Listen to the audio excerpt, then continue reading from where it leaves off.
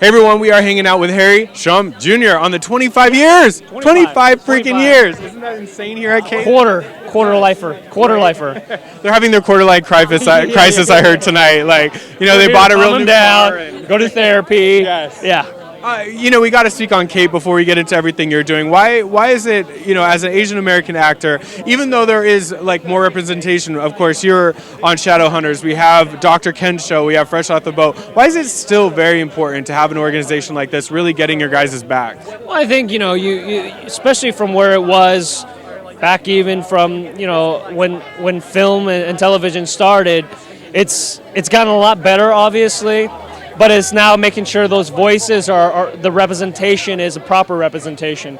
There's representation on shows, and that's really good to see. But also, I think there's a lot of work that needs to be done to make sure the writing, the writers' room, and execs and the directors are able to understand, the voices that need to be heard and stories that are told properly. So there's still a lot of work in that sense. But I'm really happy to just see a lot of familiar faces on television right now. Speaking of television, it used to be called ABC Family. I know it's called Freeform now. You have a show on there. So first, for the people that don't know much about Shadowhunters, kind of give them a little bit of background and then about your character. And I know that it was a huge book, so people probably read the book. But tell us a little bit about what you're doing. Yeah, it's based on a book series called Mortal Instruments, written by Cassandra Clare, and it follows these Shadowhunters. It follows a young girl who has these angelic abilities, and they basically have to fight off and kill demons, and basically she has to find this cup that will essentially ruin the whole world.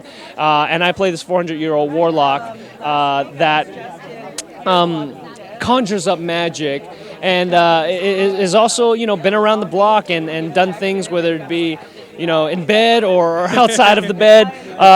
So it's a really fun character that has so many layers, and I can go so many different directions with it. So I really have fun on the show.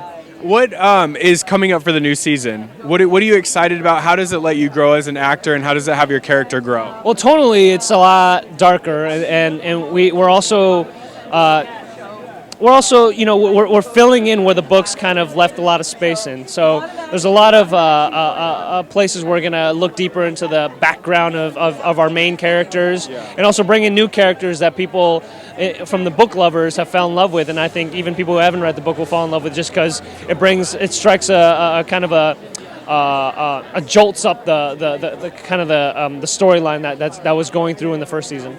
Now, you shot on Glee for so long, and I'm sure they became a family. Have you started to get that feel on the new show? Like, does it start to feel like a family, and what is it like on set? Oh, yeah, you start getting to know everyone's kind of tics and also the things that you can kind of, we make fun of each other at the end of the day, because, what's nice about the show is everyone is awesome. Everyone is really sweet and nice and wants to make the show the best as possible. We're not going on tour or anything and doing dance rehearsals, so that's no singing. Yeah, so it's a lot of different experience in that sense, but it's really fun, and I really love the cast. If your cast likely had to read to a song, I know it would not make sense in the show, but what would be a good song for you guys to just bust out in the middle of Shadow? And Shadowhunters.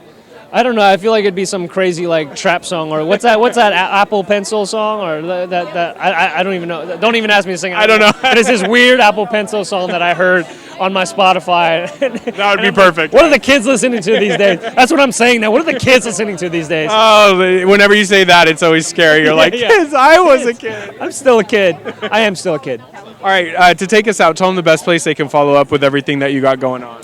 If you haven't checked out, you just talked to Wes and Phil. Single by 30 is out right now to binge watch on YouTube Red. And Shadowhunters comes out January 2nd. Follow me on at Harry Shum Jr. and all across the social media. Absolutely. Make sure to follow this guy. He is representing here at Cape 25 years. Thanks, sir. Thanks, Thank you, my good man.